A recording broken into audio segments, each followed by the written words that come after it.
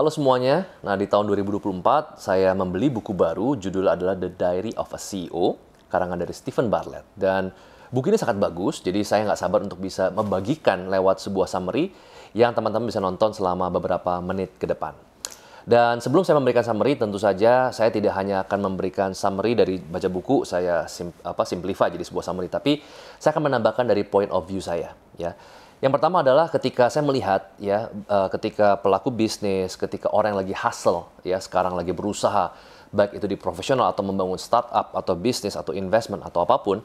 Nah, biasanya saya membagikan orang itu menjadi dua bagian. Yang pertama adalah orang di golongan kiri, yaitu orang yang memang percaya dengan segala sesuatu yang terukur. Jadi orang-orang golongan textbook, ya. Jadi orang-orang golongan textbook ini adalah orang-orang yang memang, ya, kalau misalkan saya kerja sekian, ya saya harus dapat sekian.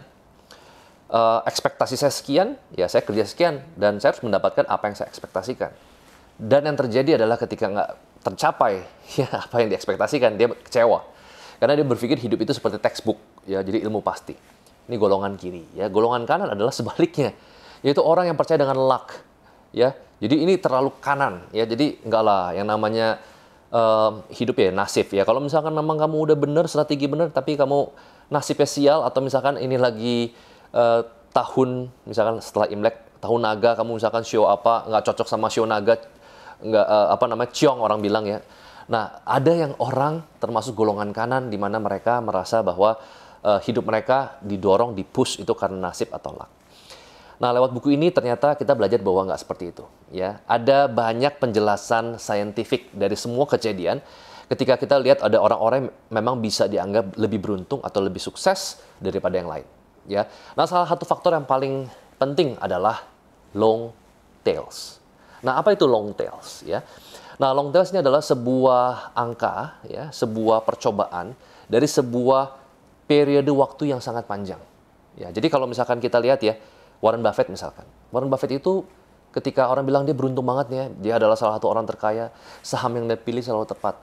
Tapi ternyata, ya, dari dia pertama kali invest saham, saya nggak tahu apakah belasan tahun, ya, sampai sekarang mungkin sudah 80 tahun lebih, dia sudah pernah invest 400 sampai 500 saham. Dan tentu saja 90% kekayaannya itu bukan datang dari 500 saham, tapi hanya datang dari mungkin 10 saham saja. 90% kekayaannya. Kemudian ada seorang art collector yang sangat terkenal, bahkan termasuk yang terbaik dari periode 1990 sampai tahun 2000-an, ya, bernama Hans Berggruen. Dan dia adalah seorang art collector atau art dealer yang mampu menjual, ya, hasil art collection-nya, ya, kepada negara Jerman dan kepada publik, ya, misalkan dari sebuah event-event lokal. Dan total valuasinya mencapai $1 billion. Nah, lalu kemudian orang mulai berasumsi, ya, misalkan golongan yang kanan, dia mah beruntung. Ya, kenapa? Karena ya kebetulan aja dia bisa dapat art collection yang memang langsung tiba-tiba boom harganya meledak. Padahal ternyata pada saat, ya, during his career, dia itu banyak dapetin sampah juga. Jadi barang-barang yang art collection tapi yang nggak jadi gitu, mungkin ribuan. Tapi akhirnya satu event kecil, ya, ini disebut dengan long tails, satu angka kecil, satu event kecil itu bisa mengubah the whole entire game. Ya, sama halnya ketika venture capital, ya, mereka invest di mungkin puluhan, ratusan company yang most of the company will fail, ya, tapi ada satu, dua yang akhirnya menjadi unicorn atau decacorn yang akan mengcover, ya, semua loss dari kesalahan investment di majority startup yang memang diinvest. Nah, jadi sekali lagi kita tidak bisa selalu memukul rata yang namanya kesuksesan seorang itu disebabkan oleh karena textbook, karena dia kerja keras dia pasti berhasil, atau karena ekstrem kanan juga karena dia beruntung. Enggak, tapi karena bagaimana mereka bisa paham, ya, bahwa setiap apapun yang kita lakukan, faktor psikologi, faktor diri kita adalah faktor yang paling penting. Nah, di sini, di buku The Diary of a CEO, di sini digambarkan ada beberapa faktor yang memang menentukan apakah kita bisa berhasil atau tidak. Nah, salah satu bab favorit saya adalah absurdity versus practicalities, ya.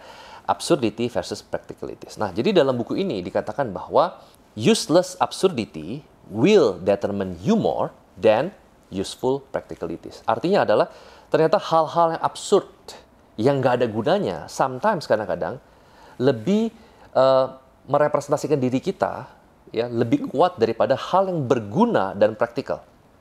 Nah, maksudnya seperti apa sih? Nah, contoh lah, Ini saya ambil contoh dari kisah hidup Stephen Bartlett sendiri, pengarang buku ini.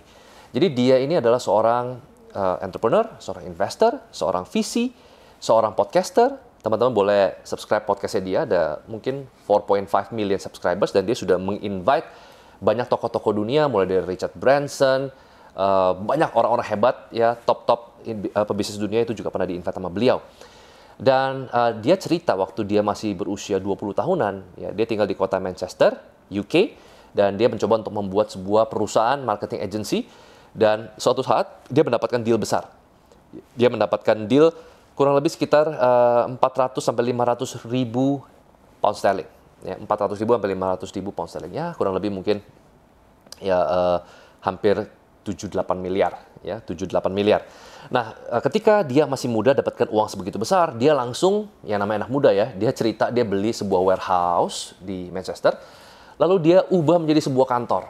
Nah, ini nih, kesalahan yang sering dilakukan oleh banyak pebisnis muda adalah ketika mereka itu langsung pengen rekrut orang yang banyak, ya, dia bikin kantor yang bagus, dan yang paling ekstrim adalah dia membuat kantor warehouse-nya itu ada dari lantai 2 ke lantai 1, dia bikin perosotan. Nah, perosotannya warna biru, dan dia kasih nama Blue Slides, dan begitu dia merosot, dia masuk ke dalam kolam bola. Dan tahu nggak, dia menghabiskan berapa untuk bikin perosotan itu? Hanya perosotannya saja, 12.000 pounds.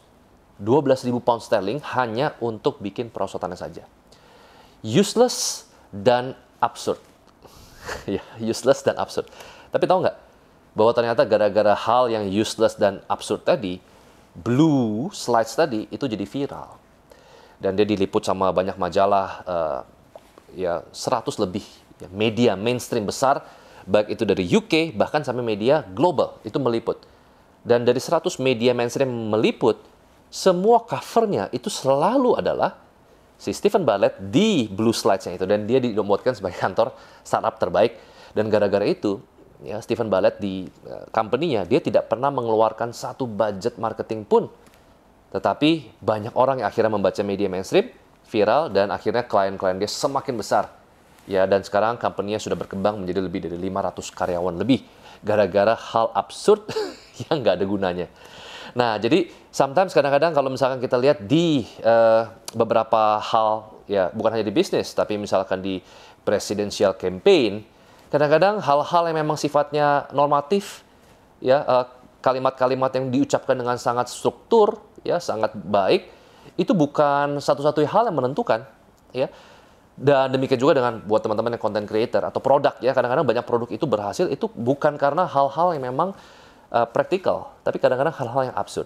Tapi di sini sekali lagi, ini kalimat ini, bab ini tentu penuh dengan konteks. Saya tidak mengajak kita semua untuk jadi orang yang absurd, tapi yang saya mau sampaikan adalah sometimes, ya kadang-kadang ketika kita bicara mengenai kesuksesan, ya itu bukan selalu bicara mengenai textbook. Tadi long tail saya bicara ya mengenai luck, ya. Tapi kalau saya bicara absurdity versus practicalities, di sini saya mau bicara bahwa ternyata tidak semua hal itu bisa dicap dengan textbook. Kita kerja A, kita spend budget A, harusnya logikanya Pak, ini pasti bisa membuahkan hasil. Ternyata belum tentu. Ya, jadi sekali lagi, berani untuk lakukan hal-hal yang out of the box. Jangan takut dibilang aneh, jangan takut dibilang absurd. Oke, sekarang kita sampai ke hal yang ketiga. Ya, meet new person every day. Nah, jadi saya seringkali secara rutin, yaitu scroll phone book, ya kemudian mungkin Instagram followers yang mungkin kita sering DM-DM-an atau sering komen tapi nggak pernah ketemu. Saya scroll dan saya spend time untuk bisa ajak mereka ngopi, ketemu, ngobrol. Dan nggak semua itu adalah selalu harus kita bicara mengenai bisnis, nggak harus bicara mengenai properti. Nggak ada, ya nggak ada agenda sama sekali, saya hanya ketemu ngopi. Nah, tapi percaya nggak percaya, ternyata 60-70% fortune yang memang saya bisa dapatkan hari ini, itu ternyata dari hasil pertemuan-pertemuan tadi. Saya bisa bangun Trinity Land karena saya ketemu dengan Pak Matius Jusuf, ya. Saya bisa bangun Soul Ventures karena saya ketemu dengan, atau ngopi, ya, dengan Putra, ya, Andika Putra, ya, dengan Danis Sutradewa, ya. Dan masih banyak lagi. Jadi kalau saya sebutkan satu persatu, itu semua hanya karena saya ketemu. Jadi kita harus belajar bahwa ternyata opportunity itu datang, ya, itu pasti selalu lewat orang. Ada yang bilang, enggak Pak, opportunity datang lewat sosial media. Betul, sosial media lewat orang juga. Ya, enggak Pak, saya dapat opportunity lewat pameran. Betul, pameran itu juga lewat orang. Ya, jadi selalu usahakan untuk bisa bertemu dengan orang baru, bertukar informasi, dan selalu menaruh agenda bisnis itu menjadi nomor 2, nomor 3, nomor 4. Ya, kenapa? Karena tugas kita atau tujuan kita adalah bukan untuk bisnis. Karena kalau kita ketemu orang langsung straightforward mau bisnis sesuatu, ya ujung-ujungnya itu nggak akan long last. Ya. Nah, di sini saya mau sampaikan jika teman-teman ingin menambah network, ya kita punya satu program. Ya, ini kesempatan untuk supaya teman-teman bisa bertukar informasi dengan orang-orang yang memang punya frekuensi atau vibrasi yang sama. Saya punya satu program komunitas dan ini sangat terbatas, jadi hanya 10 orang. Namanya adalah The Big Boys Table. Ya, jadi table untuk Big Boys yang memang kita akan filter dan saya akan undang teman-teman secara online dan offline. Ya, kalau online nanti via Zoom, pertemuan setiap 2 minggu sekali. Dan secara offline saya akan undang teman-teman ke kantor saya, karena kantor saya mejanya mungkin untuk 12 orang, jadi saya akan invite 10 orang saja, sama saya jadi 11 ya. Jadi akan ada 10 orang di mana komunitas The Big Boys Table ini tujuannya adalah untuk supaya kita bisa bertukar informasi ya. Jadi kalau misalkan saya punya satu informasi yang berharga untuk teman-teman, saya akan sharing. Tapi bukan cuma itu, saya ingin dengarkan ya. Jadi kalau teman-teman punya bisnis, ingin fundraising maybe, atau misalkan ingin tukar network dengan si A dengan si B, silakan ya. Dan saya percaya bahwa komunitas ini akan menjadi komunitas yang sangat-sangat bermanfaat karena banyak opportunity dan banyak potensi yang bisa kita kerjakan bareng-bareng ya. Jadi kita bisa kolaborasi bersama. Nah, kita akan mengadakan program ini, catat tanggalnya itu di tanggal 17 Februari, jadi hari Sabtu. Nah, untuk informasi dan kalau misalkan teman-teman ingin jadi 10 orang, hanya 10 orang ya, silakan teman-teman bisa kontak nomor yang ada di bawah saya. Sekarang kita masuk ke poin yang keempat. Poin yang keempat, your brain is lazy. Nah, jadi otak kita itu ternyata malas. Ya, dan otak kita itu sangat memakan energi yang besar untuk dia bisa beroperasi. Jadi kalau misalkan teman-teman kerja dan sangat konsen, main catur konsen banget, jangan salah, itu kalori yang terbakar sangat besar. Karena otak kita itu membutuhkan kalori yang sangat tinggi. Nah, karena otak membutuhkan kalori yang sangat tinggi, ya, makanya dia tahu, udah kalau gue mikir kan kalori kemakan banyak nih. Sementara badan kita itu kan dirancang untuk saving energy. Maka dari itu seringkali kita mengambil keputusan nggak pakai, mohon maaf, bip otak. Tapi kita mengambil keputusan berdasarkan emosi. Kenapa kadang-kadang kita mengambil keputusan berdasarkan emosi? Karena otak kita mau hemat energi, badan kita mau reserve energi. Karena kalau mikir itu butuh banyak sekali energi. Nah, apa hubungannya? Ya, hubungannya adalah kalau misalkan kita ingin menggali potensi diri kita lebih baik, menggali potensi tim kita lebih baik untuk bisa achieve sukses yang lebih baik di lewat buku The Diary of CEO, dikatakan tentu saja di sini kita perlu strategi yang tepat. Nah, strategi di dalam buku ini adalah ask, don't tell. Bertanyalah, jangan hanya sekedar memberikan statement. Sekali lagi, ask, don't tell. Bertanyalah, jangan hanya memberikan statement. Oke, supaya teman-teman nggak pusing, saya akan kasih contoh yang ada dalam buku The Diary of a CEO. Ini sebuah kisah dari presidential debate, tapi di Amerika Serikat, ya, jadi bukan di Indonesia. Jadi ini presidential debate antara Ronald Reagan ya dengan Jimmy Carter. Ya, Jimmy Carter ini adalah incumbent, jadi lagi presiden aktif. Ronald Reagan ini penantang baru, ya. Kemudian di dalam debate-nya ini yang nonton ada 80 juta orang. Tapi televisi, jadi dulu belum ada TikTok. Dan sebelum debat ini, ya, Jimmy Carter itu secara polling, secara survei itu unggul. Sekian poin, sekian persen dia unggul. Tapi after debat, Ronald Reagan itu langsung nyusul poinnya. Nah, pertanyaannya, kira-kira Ronald Reagan itu ngomong apa di debat? Ya, apakah dia membuat statement atau visi misi yang bagus? Ya, atau gimmick yang bagus? Kan tadi kan absurdity, ya, is more powerful than practicalities. Ya, apakah dia absurd? Enggak, zaman itu belum ada sosial media. Ternyata yang digunakan sama Ronald Reagan adalah strategi dia bertanya, bukan memberikan pernyataan. Karena ketika bertanya, ya, pertanyaan itu akan memaksa pendengar, ada 80 juta, untuk mikir. Yang dimana orang kita, seluruh dunia, itu malas berpikir. Karena mereka ingin reserve energy, mereka ingin hemat energi. Karena berpikir itu menggunakan banyak kalori. Tapi kalau bertanya atau ditanya, mau nggak mau, orang jadi berpikir. Dan Ronald Reagan itu bertanya seperti ini. Ini saya terjemahkan dalam bahasa Indonesia. Saya ingin bertanya di dalam hati kecil kalian, apakah kalian pergi ke supermarket, membeli barang-barang lebih mudah atau lebih murah daripada 4 tahun lalu? Maksudnya, sebelum Presiden Jimmy Carter, apakah sekarang itu beli barang-barang lebih murah dari yang lalu? Kemudian, apakah ya kalian bayar uang sekolah lebih murah daripada 4 tahun yang lalu? Apakah kalian merasa Amerika lebih kuat dipandang oleh negara-negara lain daripada 4 tahun yang lalu? Kalau jawabannya adalah iya, maka ini sudah hal yang pasti, dan untuk apa lagi saya menjabat atau saya untuk bisa menantang Jimmy Carter sebagai calon presiden. Jadi udah nggak perlu lagi saya menantang kalau memang jawabannya iya. Nah, 80 juta orang berpikir, iya ya, kayaknya kok saya belanja lebih mahal dari 4 tahun lalu. Saya kok sekolah lebih mahal dari 4 tahun lalu. Jadi orang tuh dipaksa mikir, ya, ask, don't tell. Ini contoh lagi.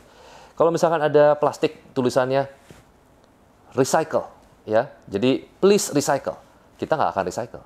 Tapi kalau tulisannya adalah will you recycle, ya, most likely kita akan recycle karena kita jadi mikir.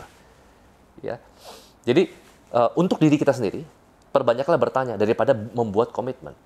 Untuk kepada orang lain, kepada tim kita, perbanyaklah bertanya supaya mereka tuh berpikir. Untuk diri kita pribadi, ketika kita memberikan sebuah pertanyaan kepada diri kita sendiri, apakah saya akan bangun lebih pagi di tahun 2024 untuk jogging dan exercise? Nah, ini akan membuat kita berpikir. Ya. Dan kalau bisa jawabannya adalah yang yes or no. Nah, teman-teman bisa menggunakan teknik ini untuk bisa membuat personal goal kalian lebih produktif atau tim kalian lebih produktif, karena ini akan membuat diri kita berpikir dan akan membuat tim kita berpikir. Nah, kalau misalkan teman-teman mendapatkan manfaat dari video ini dan teman-teman suka tipe konten yang review buku seperti ini, ternyata saya kaget. Ya, ternyata hanya 20% dari penonton video saya yang subscribe. Jadi 80% itu ternyata nggak subscribe. Jadi mereka kemungkinan besar akan kehilangan potensi untuk bisa menonton konten-konten video saya untuk review buku yang berikutnya. Jadi, supaya teman-teman nggak miss, silakan teman-teman bisa subscribe untuk bisa melihat review buku yang berikutnya. I'll see you on the next video.